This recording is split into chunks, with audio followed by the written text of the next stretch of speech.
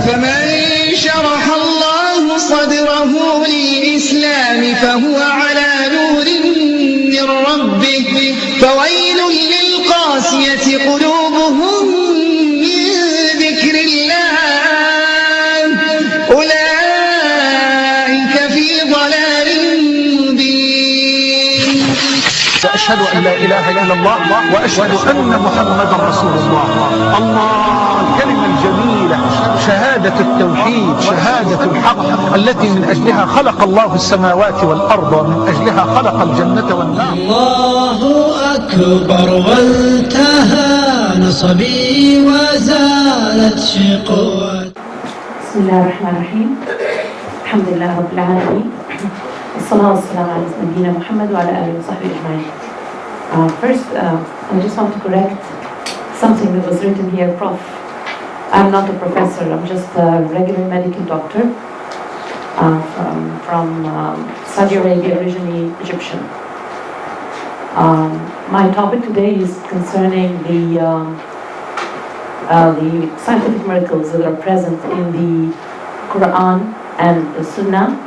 And of course, I'm going to speak from my medical field today, and inshallah tomorrow we're going to go a little bit general, but I wanted to speak, I feel more comfortable when I speak about medicine, being a doctor. Okay, Allah subhanahu wa ta'ala mentioned in the Quran that He will show His signs in the horizon later. And we have that in Surah Fussilat. Bismillah ar-Rahman ar-Rahim. سَنُرِيهِمْ آيَاتِنَا فِي الْآفَاقِ وَفِي أَنفُسِهِمْ حَتَّى يَتَبَيَّنَ لَهُمْ أَنَّهُ الْحَقُّ أَوَلَمْ يَكْفِ بِرَبِّكَ أَنَّهُ عَلَى كُلِّ شَيْءٍ شَهِيدٌ. And this is translated as is written there, we will show them our signs in the horizon and within themselves until it becomes clear to them that it is the truth. Because the Quran is an existing continuous miracle. If we ask any person who believes in especially the people of the scripture, about prophets like Moses or Jesus or Noah or all those prophets, every one of them had a miracle and a sign, but it's gone with him.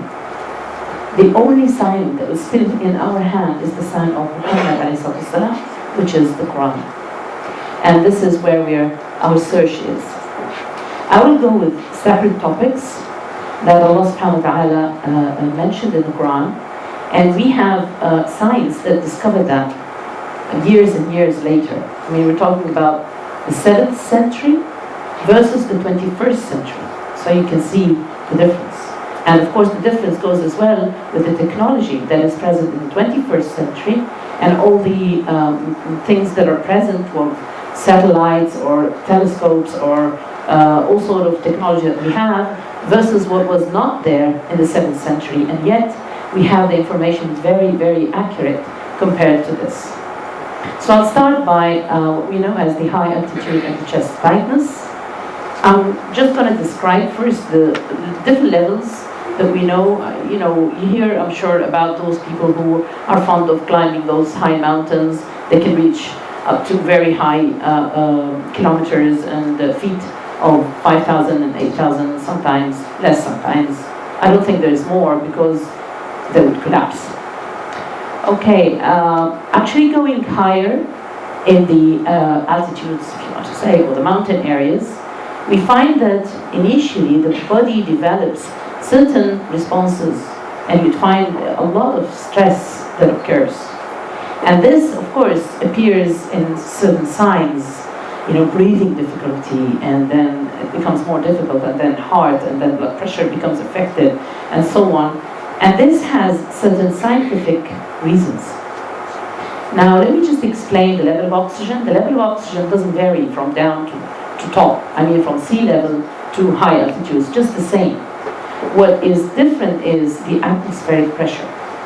And atmospheric pressure means it's force against the surface.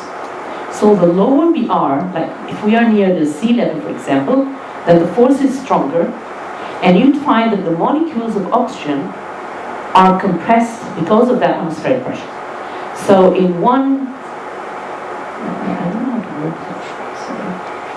I just want to show here, you'd find if we take a sample, you'd find that the air or the molecules of oxygen is a lot in this sort of slide, but then it goes more dispersed when we go high.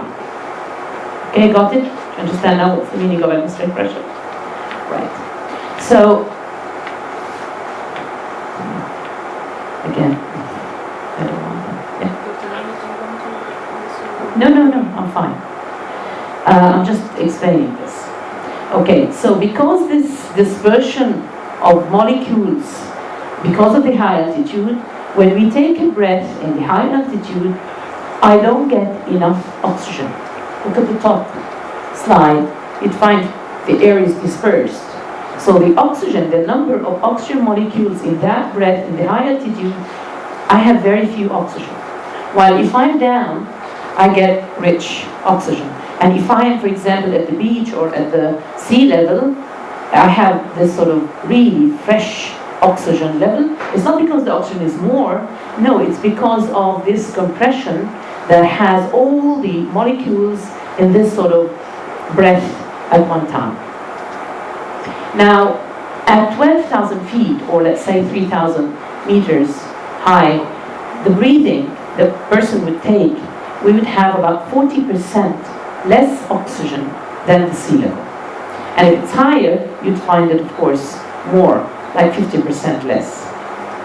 And of course, this would cause all these problems and difficulties that we have, ending in chest tightness and what we call hypoxia, means less oxygen in the tissues and in the blood. Yeah, that's easier. Thank you. So you'd find the person less in fitness, low, and having this sort of chest tightness. Of course, this is all discovered recently, like 21st century or the 20th century. But if I go back to the 7th century or say 10th century and so on, we would imagine that if I go high, I would have more air. Yeah, with a simple mind. But scientifically, it's not the case. Allah subhanahu wa ta'ala mentioned in the Quran, in Surah Al-An'am, this, like what we say, very detailed explanation, or let's say appearance. And he said, subhanahu wa ta'ala, فَمَنْ يُرِدِ اللَّهُ أَنْ يَهْدِيَهُ يَشْرَحْ صَدْرَهُ لِلْإِسْلَامِ وَمَنْ يُرِدُ أَنْ يُضِلَّهُ يَجْعَلْ صَدْرَهُ ضَيِّقًا حَرَجًا كَأَنَّمَا يَصَّعَّدُ فِي السَّمَاءِ. So whoever Allah wants to guide, He expands His breast to contain Islam, and whoever He wants to send astray, He makes His breast tight and constricted, and then as though He were climbing into the sky. And here, this expansion of accepting Islam, Allah made this sort of like resemblance of as if this is a person who refused that. It's as if a person that has this tightness in the chest. Now, it's just that how did Muhammad ﷺ know such a very scientific fact about the breathing and the levels and the atmospheric pressure in the 7th century, where he didn't have any technology or anything to prove something like that? This is just what I'm trying here to say is that if you're faced with people, this is one dawah, and especially when we go with atheists or people who don't believe in anything at all, agnostic people or something like that, they only believe in science. Science is their religion. Then we can go through science and we can convince people to Islam. Another thing I'm going to speak about is the identity, the personal identity. Now, of course, we have all sorts of identity, fine identities.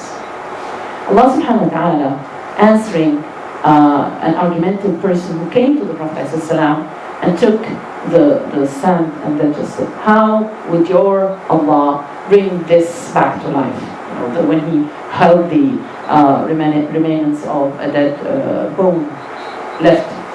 So Allah subhanahu wa ta'ala answered, أَيَحْسَبُ الْإِنسَانُ أَنْ لَنْ نَجْمَعَ عِظَامَهُ بَلَى قَادِرِينَ عَلَى أَنْ نُسَوِّيَ بَنَانَهُ. Does man think that we will not assemble his bones? So, because he was taking the bones, he questioned him. He said, how would Allah bring this?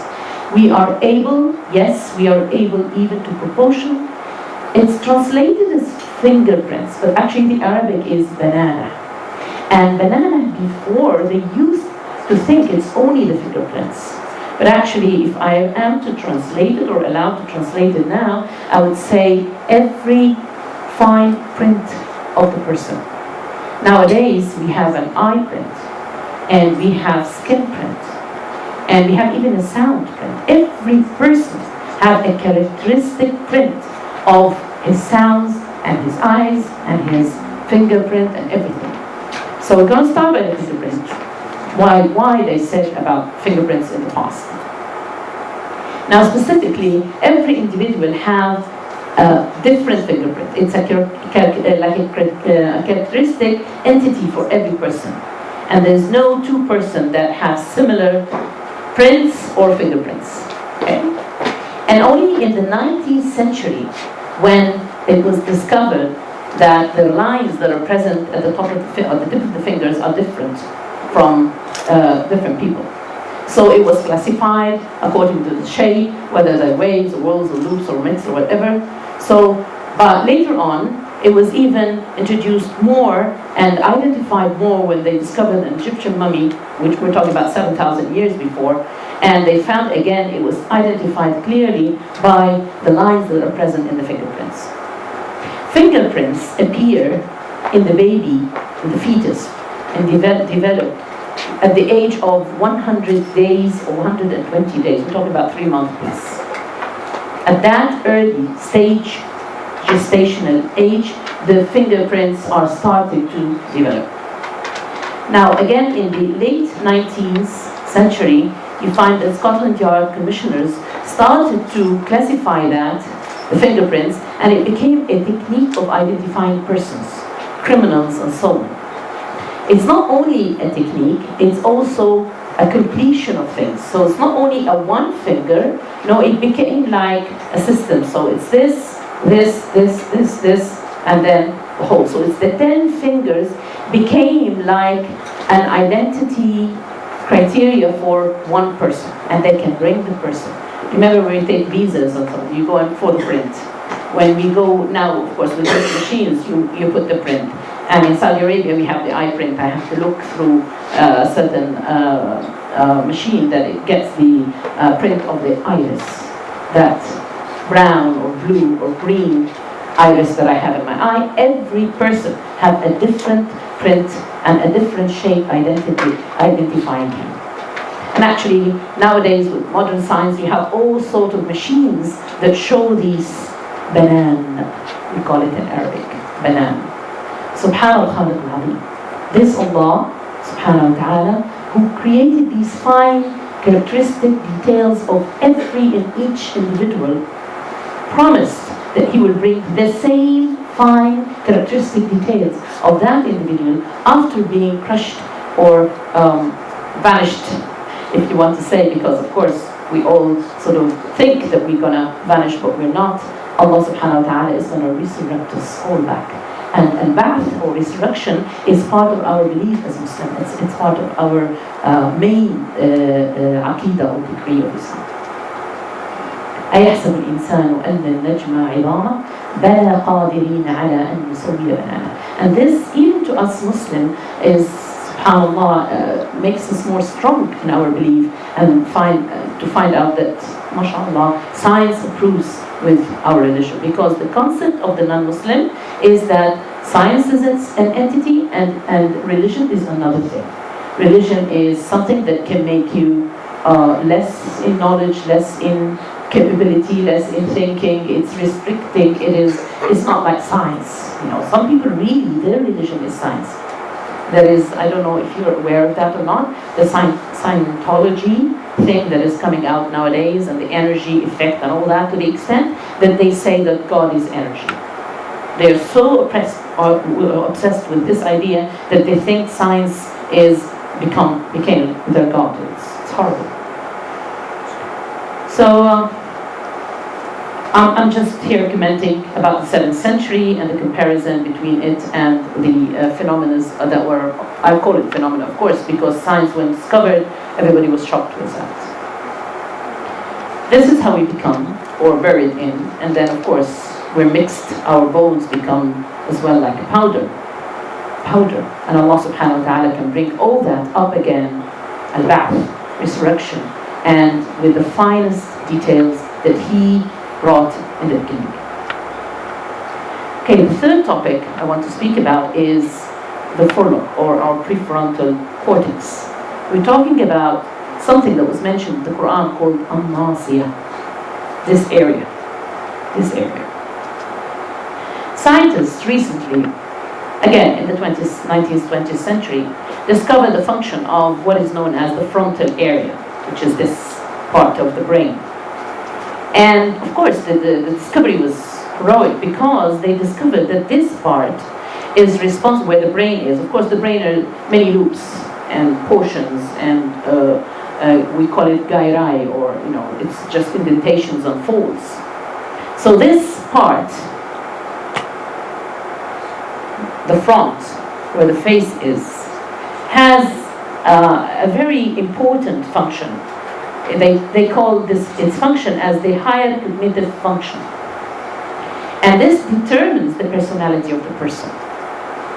And if we go into more details, we'd find that it is responsible for the person's behavior, the person's personality, the person's expressions, the person's decision making, moderation of social behavior, what is respected, what's not respected, what's allowed, what's not allowed. Am I supposed to spit here? Am I supposed to talk like this? People are standing. My awareness of that is all under this area.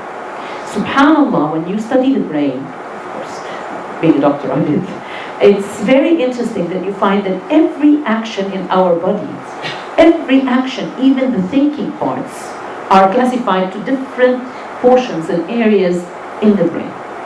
Something you wouldn't think of. You would think that I'm smart, I decide, I do, as if it's my power. Actually, it's not. Allah gave us that, and with His qudra, with His capability, He can just send a clot, to this specific receptor or this specific area. Then I can speak, but I cannot coordinate the sentence. So I'm speaking, we say rubbish, words that are not coordinated. Coordination of my words is in a certain area. I can see, my eyes are working, but then to see the picture perfect and understand what I'm seeing, that this is a man, or this is a tree, or this is a window, or this needs a center.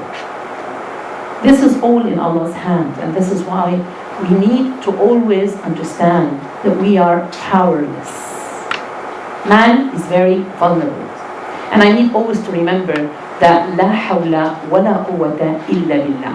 It's not my smartness, it's not my cleverness, it's not my power, it's not my capability, it's not that I can. Everything I'm doing in this life is done by al-hawla wal-quwwa of Allah.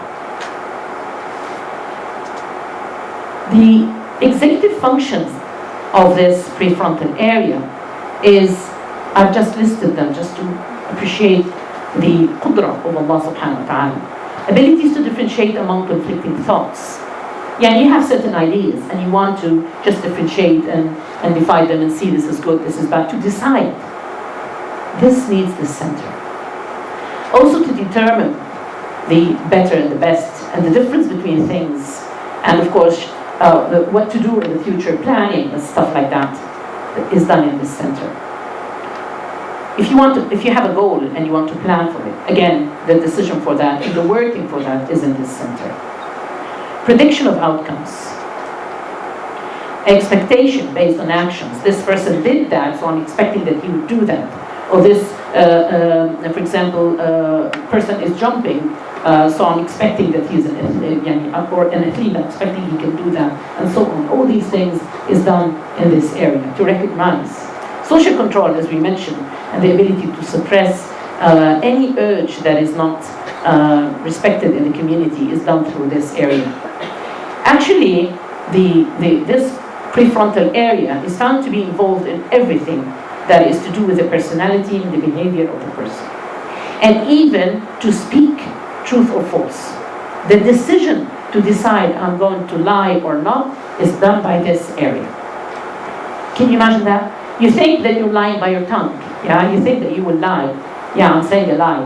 But it's not that. It is, I know it is a lie, but I decided to choose it. Or I know it's the truth and I decided to say it. That is decided by this prefrontal lobe, or what we say, al-nasiya. Allah subhanahu wa ta'ala mentioned in the Quran more than 14 centuries ago, أَرَأَيْتَ إِنْ كَذَّبَ وَتَوَلَّى أَلَمْ يَعْلَمْ بِأَنَّ اللَّهَ يَرَى كَلَّا لَئِنْ لَمْ يَنْتَهِ لَنَسْفَعًا بِالنَّاصِيَةِ. Talking about this.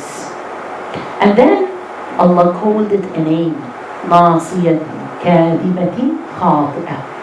And the translation, we will surely drag him by the forelock, a lying, sinning forelock. Now the scientists before were a bit shocked, of course, because how does a forelock lie? They know that the tongue lies.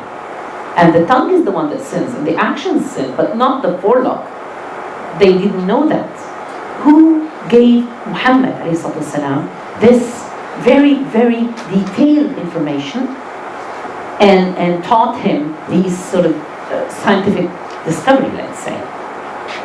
It's Allah. And this is a proof that these words are from Allah. It's not written by a man or by Muhammad ﷺ.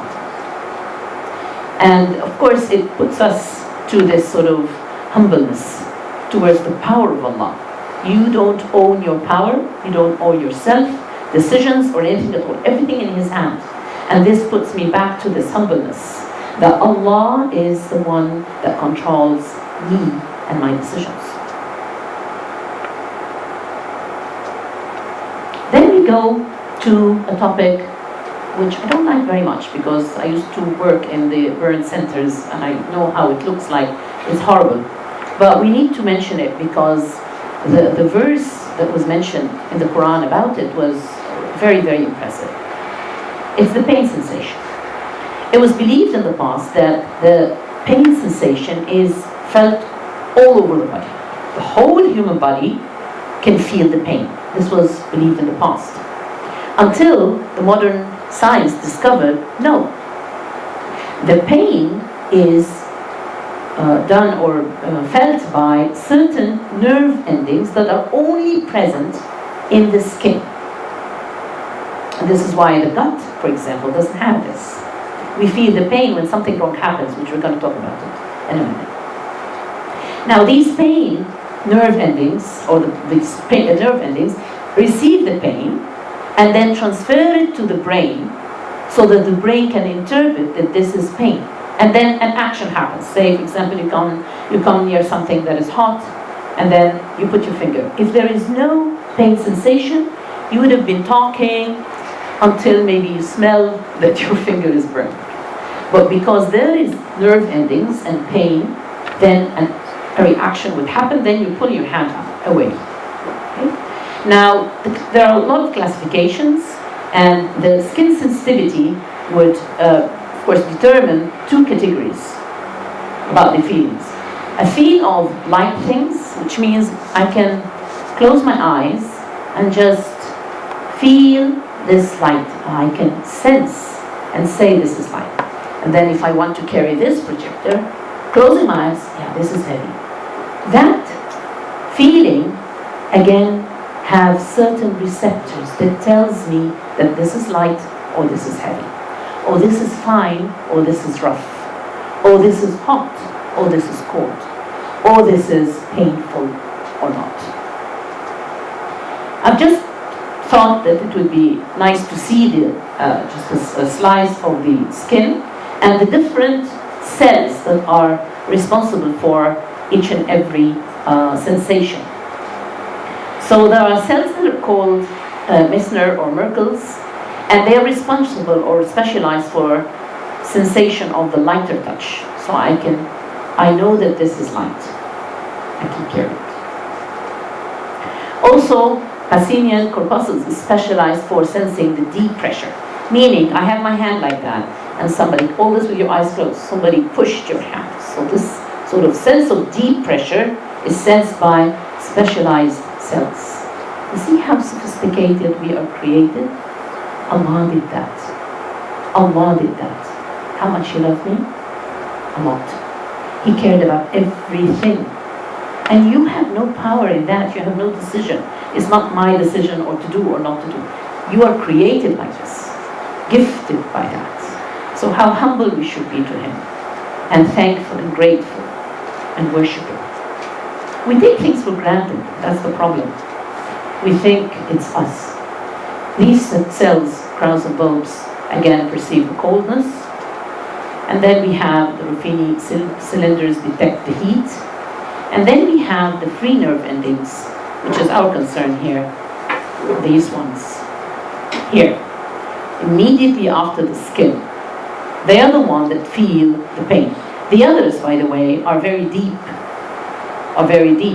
in the skin layer. Yeah? But the nerve endings are the most superficial.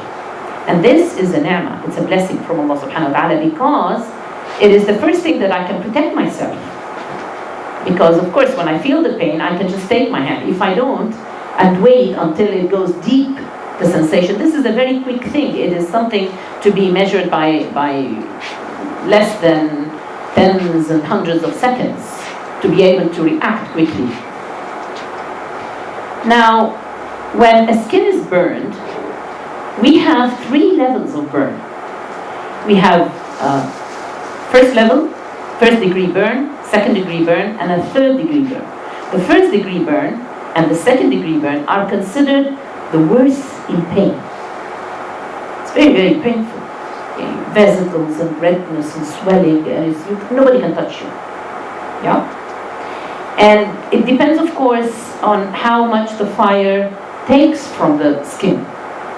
Of course, the first degree burn, just get a strong suntan. If you come to Saudi Arabia, you know what I'm talking about. It's very, very hot. And you can get flushed, and then you get this sort of very red sort of skin, and nobody to touch me, because it's very, very painful. And then the second degree, you would find these vesicles and balls start to appear. Okay, again, it's very, very sore and very, very painful. And it has like a weepy, watery surface because it's leaking. Okay. And then you have the third degree burn.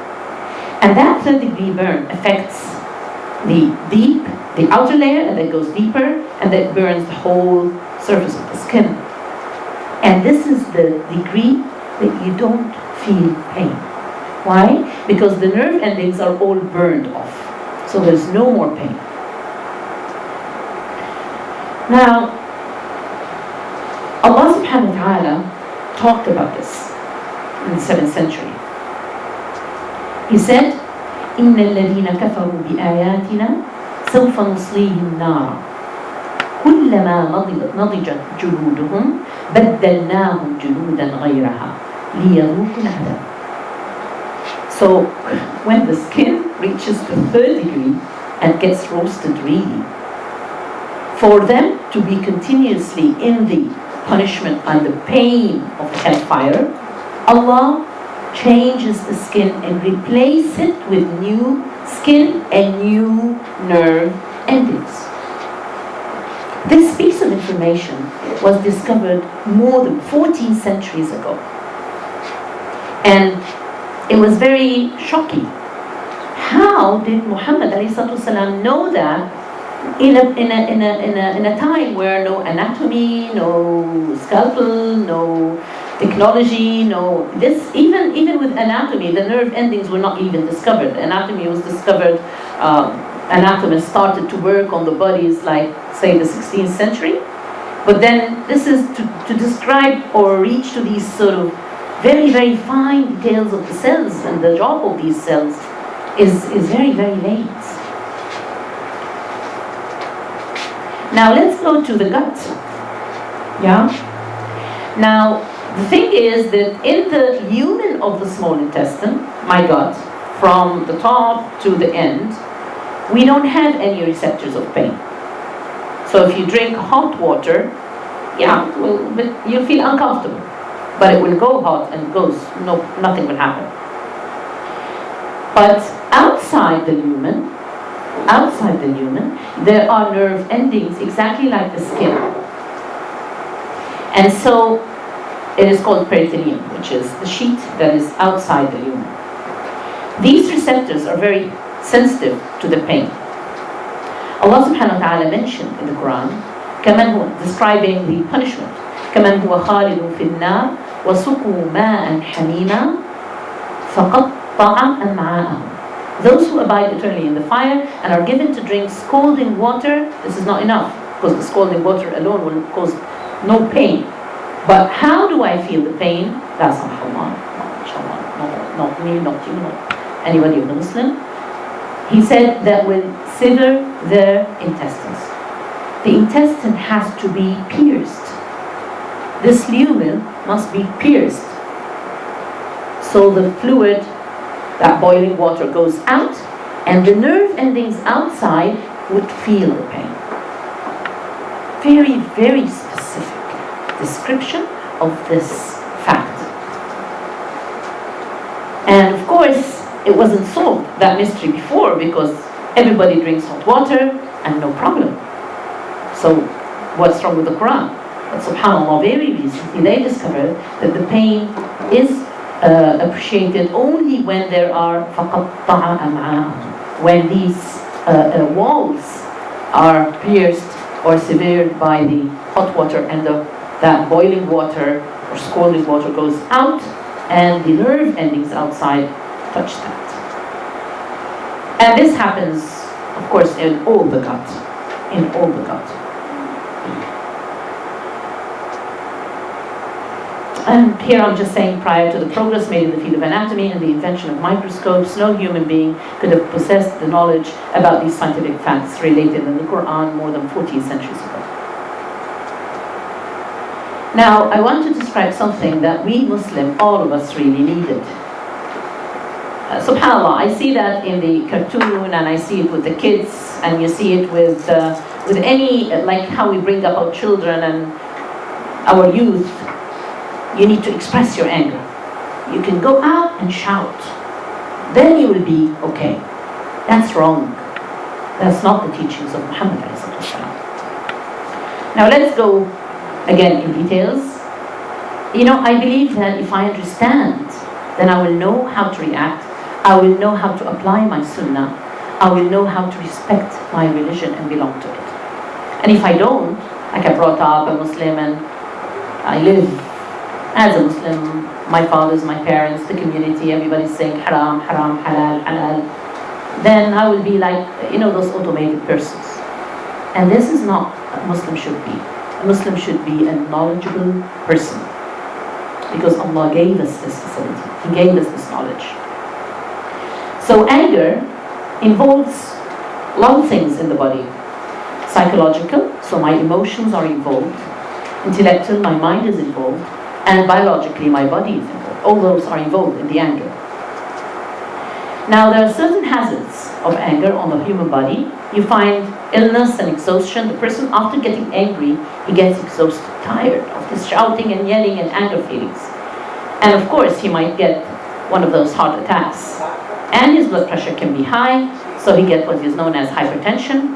And of course, strokes and hemorrhages in the brain and so on, so he gets all these problems of bedridden. And peptic ulcers, all those ulcers in the stomach and in the duodenum are as well because of anger and stress and lot of secretions of things. We said biologically the person will be affected, and diabetes. All this is a result of being angry.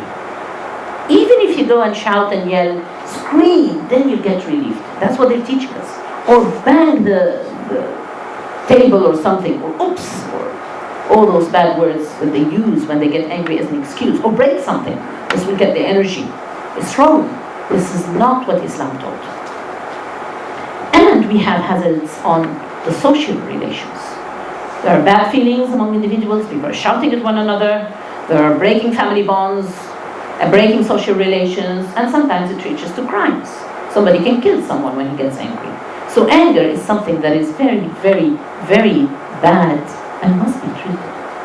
And the Prophet ﷺ mentioned that the shaitan, at the angry time, when I'm angry, he makes me more angry. Like he charges the person. And there are certain treatment for that. Now, because of anger, we find that the world was suffering from this problem until 2007, when they started to think of practical solutions. The Prophet ﷺ was born in 571, and he was revealed to by Jibreel ﷺ in 610. Only in the year 2007, he died ﷺ 632.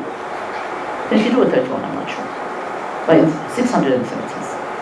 Now, only in 2007, when they started to think practically how to do or deal with anger feelings. And this was done in the Foundation of Medical Education and to treat this matter. Around the year 620, the Prophet ﷺ already have managed in a practical way the treatment of anger and taught and found this sort of problem and recommendation for people.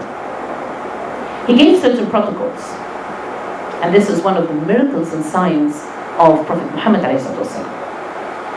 First, he directed the instruction not to get angry. The hadith was, a man came to the Prophet ﷺ and asked him, advise me, awsini. And the Prophet said, do not get angry. La taghdab. Now, somebody went to the Prophet and said, awsini, and he said, la taghdab. As simple as that. Because when you get angry, you fall into sin. For sure. For sure. A lot of divorces happen in anger time. A lot of killing. A lot of swearing. A lot of hurting. And a Muslim is not a hurting person or a swearing person or a killing person or anything like that. The second one was to encourage from Allah subhanahu wa ta'ala, if I control my anger, I can enter into, this is a way to enter paradise, Jannah. And the reward of self-control would be the same. The Prophet ﷺ, again, a man came to him and asked him, tell me about the deed that would lead me to paradise. And the Prophet ﷺ answered, don't get angry and paradise is yours. And in that really, it teaches us how much those Sahaba were related to Jannah. It was on their mind. They were thinking about it. They were focusing. Now when we talk together, yes, I want to go Jannah. But then in the street, in my house, it doesn't even click. It's not there. It's not, yes, inshallah, we go to Jannah together. We take it lightly. But they took it as a goal. Even in their temper, even in their self-control. And this was one of the things. So the Prophet encouraged that. We need to go to that spirituality and live and have it in our hearts. Everyday practice. A reminder of Allah subhanahu wa ta'ala love and forgiveness for those who control themselves. And this again is mentioned in the Quran, where Allah subhanahu wa ta'ala mentioned al-kadhimin al-ghayb. Those who can restrain anger and pardon the people. Because this is a gate. If I'm angry with somebody, very, very angry, you don't know how much she hurt me, you don't know. This is the excuse that the shaitan is feeding my brain and my feelings. But Allah said, al-kadhimin al-ghayb. Those who restrain anger, meaning that he can do something. So I'm powerful. It's not that I'm weak. So khalas, okay, I accept. No, I can punish. Or I can hurt her. Or I can hurt him. I can do that. But then I restrain that.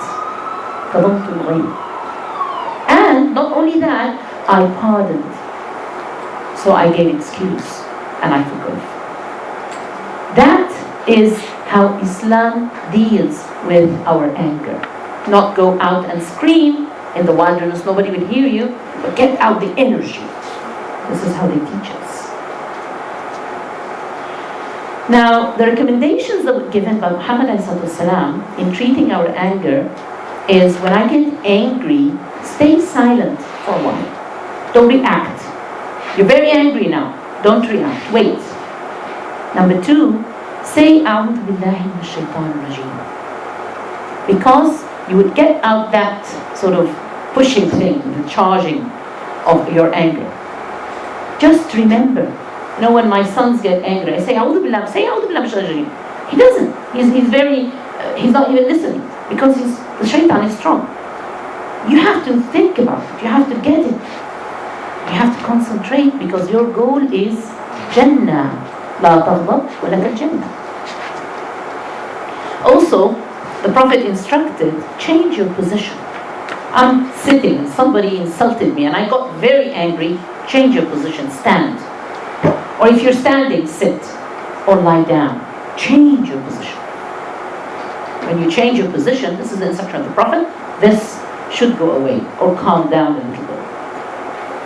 Go make wudu, use water. Splash your body with water because this will cool you down. You didn't, prostrate. Now, just put the last slide for that is that table to compare between the management of anger in the year 620 by Prophet Muhammad, the illiterate, who didn't have any technology, who didn't have any science of anatomy, of the telescopes, of satellites, of doctors, or anything like that, and the top Mayo Clinic, which is, or Mayo Foundation for Medical Education, which is 2007. The Prophet said, if any of you got angry, let him be silent. And the clinic said, take a time out. When you are angry, start to count to 10. Because they're not Muslim allowed, so they're trying to find their way. It's correct, it's not right. But the Prophet said it hundreds of years before. The second instruction, the Prophet said, if any of you is angry, let him sit down if he was standing, so his anger goes away, or else let him lie down. And they said, move your body. Do something physical. Because, yes, when you're angry, you're just standing there, and you're shouting. If you just concentrate a little bit and change your position, like you're distracted, this anger to somewhere else. So they said, move your body. Anger, the Prophet said, is from Satan. And he was created from fire, and as the fire is put off with water, then if one of you got angry, let him do ablution. And they said, use water. Swim, take a bath, splash your body with a hose or something, but use the water. The Prophet said, I know a word, if said, it will clear away what he has of anger, that is, A'udhu billahi minash shaitanir rajim. They said, just repeat something, soothe words, take it easy, take it easy, take it easy, it will go away. Now for the non-Muslim, that will work with them, no problem, because they're following the steps. But for me as a Muslim, it's a belief. So it's not only that I will suppress my anger, but I will be rewarded. Because I'm using the Sunnah way. And I'm putting off that shaitan. And that's a very important thing. And then the last one, the strong is not that who hits, but is he who controls himself when angry. They said, think carefully before you say anything. Control yourself. Yeah? So these are certain instructions to control our anger that are more into prophetic signs and miracles, subhanAllah, because of him speaking the truth. Thank you very much. Alaikum salam. It's really a pleasure to hear you. What you're explaining is very interesting, mashallah. Thank you. Very nice. I just want to ask about this last question of anger. I know somebody who is almost constantly angry due to PTSD. You know, this stress from after-war post-traumatic stress syndrome. Yeah. And it's very, very difficult for this person to get rid of it. Okay, the anger that we're talking about here is the transient anger that we get in life. It's not the diseased anger. The diseased anger is something else because it has to do with our hormones and the secretions of these hormones in the synaptics at the end, nerve endings of our brain and so on. This needs treatment, this needs medication. Outside, we have an exhibition about the scientific miracles of Quran and Sunnah, and you would find something called telbina. Telbina is wheat. The Prophet ﷺ talked about it. When we are sad, when we are depressed, when we are in those syndromes of war, of women's cycles, or all that, we take this telbina. This is a wheat wheat with its cover, not ripe or anything, and it's mashed and it becomes powder, and then we dilute it in water and milk and honey, and we drink it. And the Prophet ﷺ said this heals the hearts and souls.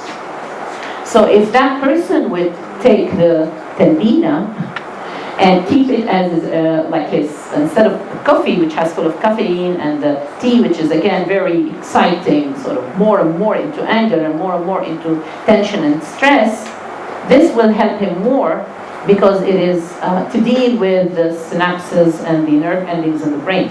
But what we're describing here is the transit anger that we are dealing with in the daily life. Like I'm at work, I'm a normal person, and then I got furious and anger, and I can hurt somebody. But if this person is already taking a lot of medication... Yeah, no problem with the medication. Use the talbina. So to change it for this... No, I didn't say to change. I said just add it.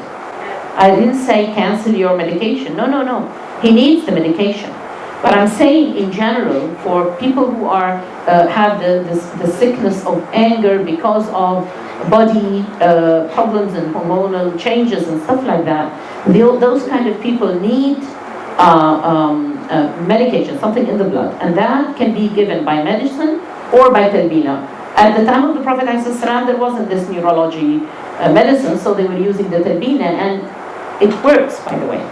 Usually in our country, when we go to somebody who has, for example, somebody died or so, very, very distressed, very upset, very sad, we usually give them a gift of this thermos of talbina, and they drink it and they calm down and they cheer. It's a cheering material, by the way. Inshallah, Sister Tahani, outside in the corner of the scientific miracle of the Quran and Sunnah, can explain more about it. I don't know if you have. Do you have talbina with you?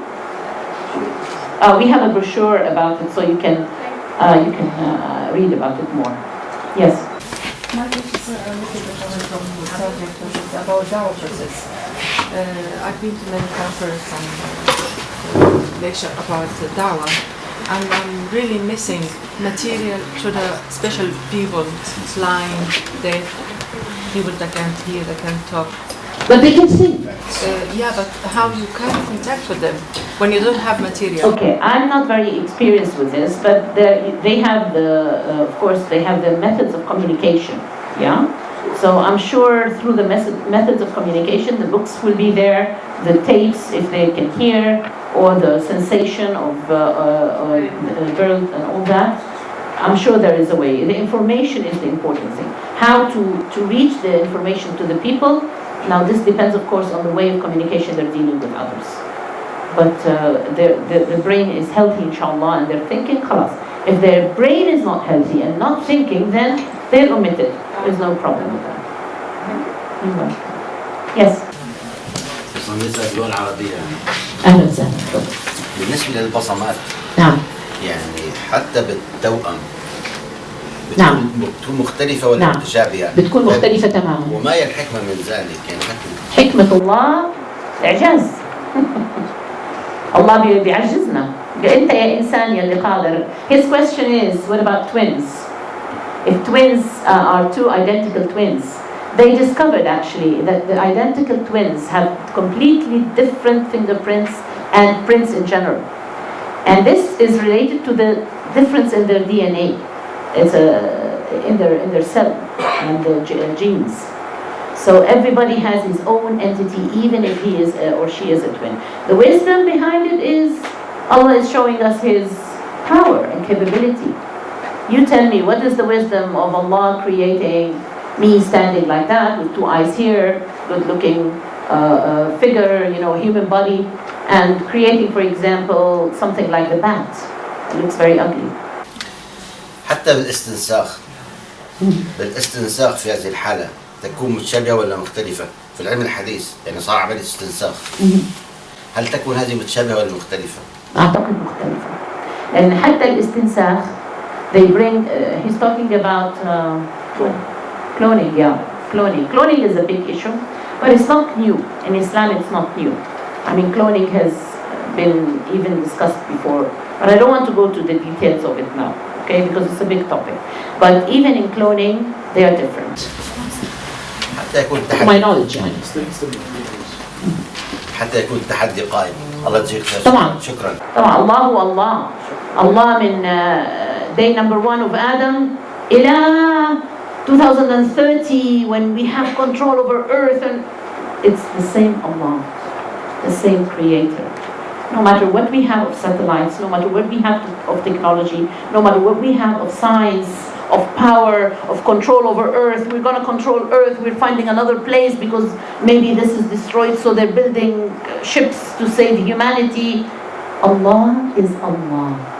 And if He wants to destroy us all, destroy all the spaceships, destroy all the earth is if you look at the creation of the universe, which is my topic tomorrow inshallah, you would find that this human body and what we see on earth is nothing compared to the universe. Nothing. And this universe is huge, huge. And planet Earth is a dot in that universe. And us men, human beings, is less than a dot. I just want to ask you one question. If you're in an airplane and you go up, you see the cars, you see the buildings, do you see a man? We don't even see him, and it's just an airplane. 33,000 feet, you don't see anything, خلاص. Yeah? What about the universe? Any questions? Thank you so much. It's actually regarding one of your other lectures about fossils, about Darwinism. yes. Yeah. Do you have? Is this going to be your other lecture? Or? I'm willing to give it if they give me the time. Yes. I don't have the time yet. So inshallah, once they get me the time, I'll give. Am I supposed to give this today?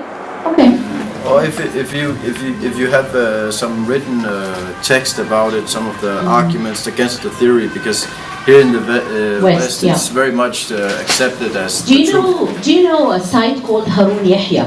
Yeah, I know him. He's talking a lot about Darwinism. Okay. So you have I think he has the best material with this. But inshallah, bismillah, when I talk about it, and what I can do is just put everything. Whose laptop is this? Yours? Okay, so I'm going to put all my materials on his desktop. You can just take it by USB or something, and you can just use it to print it. It's free, no problem.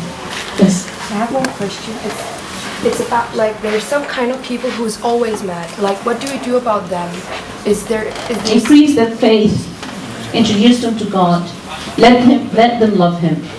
The more you love God, the more calm you become, the more resting you become.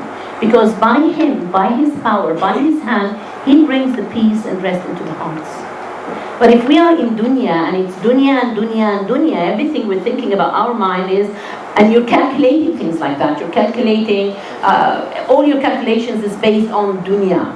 And it's never correct really, sometimes it's not working. So to make it work, go back to Him. Yeah. Any more questions?